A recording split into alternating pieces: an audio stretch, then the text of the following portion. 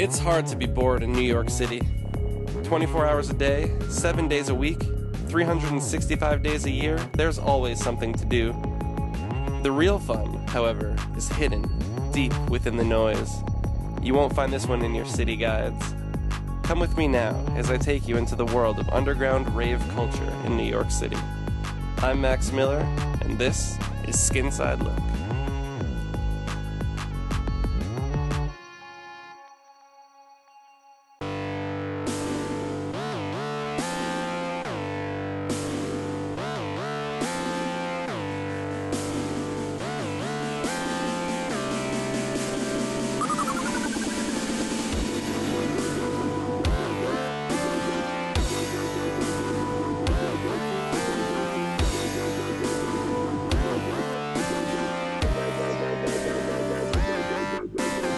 Yeah, I've been putting on events for about 10 years. I've always been really into the rave scene and rave culture, and probably since I was about 10 is when I started listening to electronic music.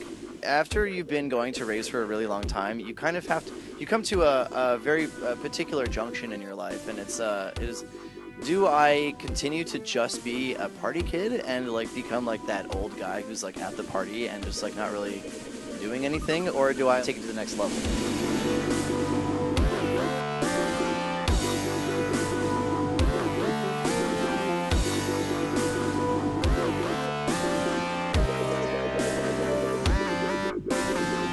What is it about these kind of like underground raves or whatever? What attracts you to those as opposed to more kind of mainstream kind of corporate sponsored things? One of it is definitely the people. It's just kind of, you end up being in your own sort of family setting. And I've noticed that the more we go to these things, the more people we run into. And then you'll be like, oh man, I just recognized you. Hey.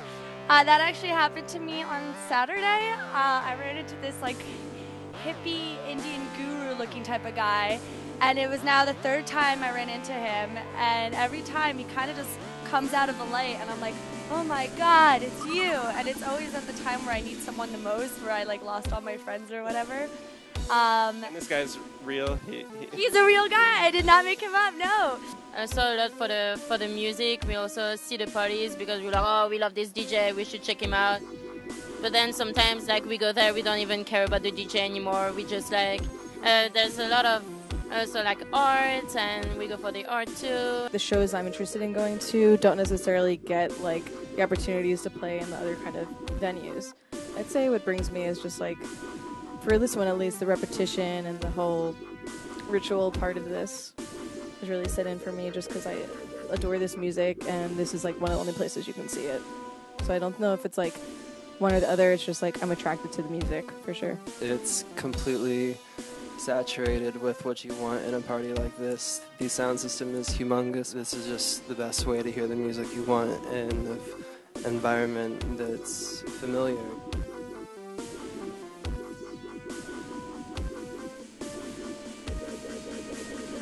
What goes into, like, when you decide, like, we're going to throw a warehouse party tonight? Like, what's the process like from idea to party? Yeah, so I mean, it depends on if you're throwing a one-off or you want to actually run an after hours. And so if you throw a one-off, I mean, it's sometimes it's by word of mouth. Sometimes you just need to trick people who own buildings, and sometimes you just need to pretend you're super legit and work in spaces that wouldn't normally lend themselves to parties, like. You know, we've used museums and science centers and all kinds of places that normally wouldn't allow something like a rave to happen there, but we had a very legitimate sort of face that we present to them.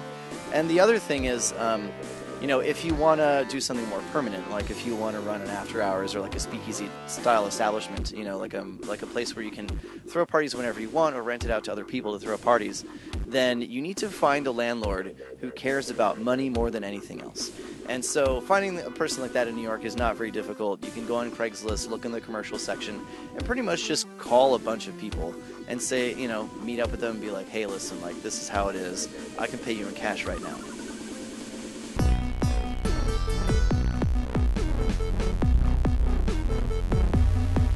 How long have you guys been coming to warehouse parties? Like, when did you kind of discover that that was a thing and start coming down to it? Back in Ohio, I was still going to good parties out there, so I wanted to be connected to what was happening in New York. So I was actually finding forums and seeing event listings before I even moved out here. For me, I always followed like indie music, rock music, alternative rock, like The Strokes and Gina Spector and things like that. And then it became natural, like when I got to college and like get into indie electronic music and, you know, like deeper bass music and like dubstep and like browstep came out like when I was in college, and that's when I started venturing into the city and like going to random raves. But mostly it was about the production value. But there were also other shows I'd try to go to. They were more about the parties.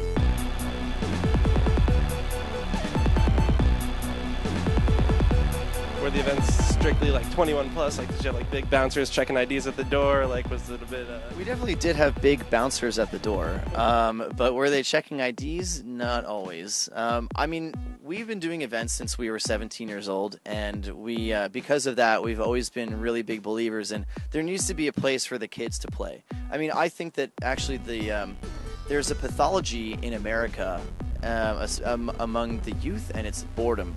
Boredom is the most dangerous thing for young people. And I think that that boredom can actually manifest itself in way more dangerous ways than going out to a party. I think that a rave is actually like that is a place where that is a place that actually is appropriate for teenagers, right? Because there is no other place for teenagers to socialize.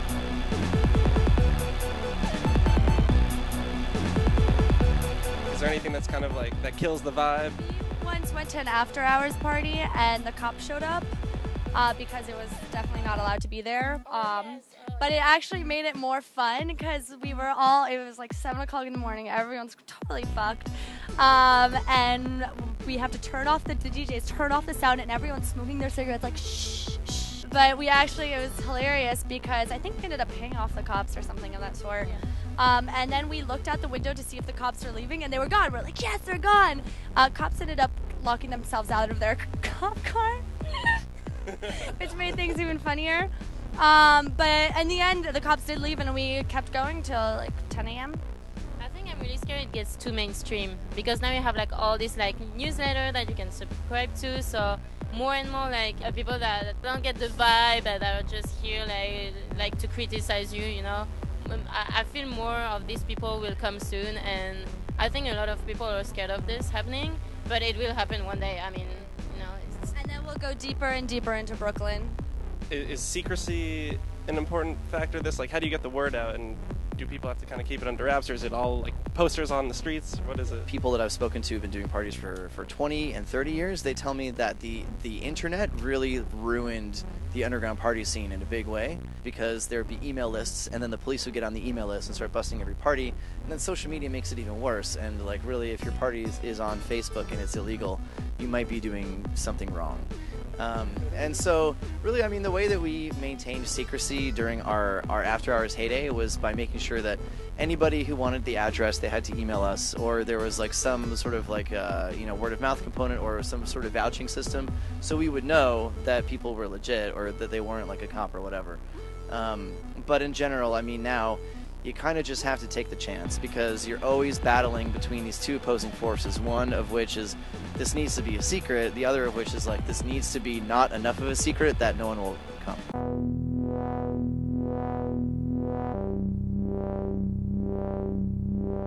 Do you have any, closing remarks or something you want to say to the people about this kind of stuff or anything?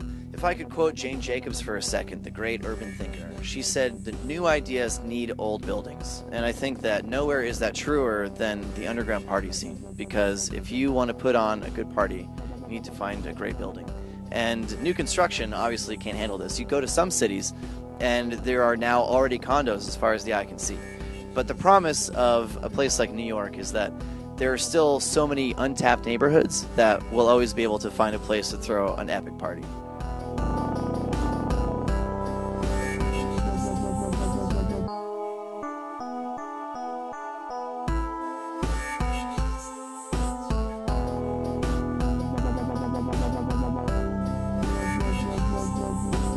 Well, this has been another episode of Skinside Look. I'm Max Miller, and I want to know, what's the craziest party you've ever been to? Let me know in the comments, and don't forget to subscribe to this channel for all things skins. Now, I'm gonna get back in there. Peace out.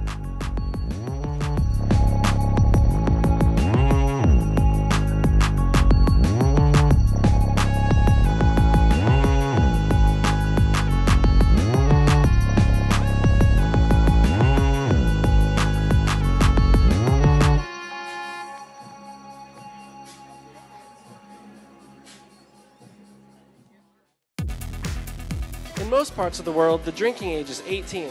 That means an 18-year-old who's about to go off to school can celebrate by having a drink down at the pub. For us at 18 in America to have a drink, we have to ask our older brother to buy us some beer or pay a stranger outside of a liquor store to buy us a 30 rack of Busch Light and push to explode train.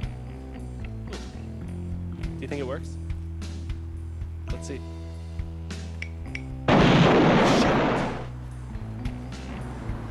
Illuminati.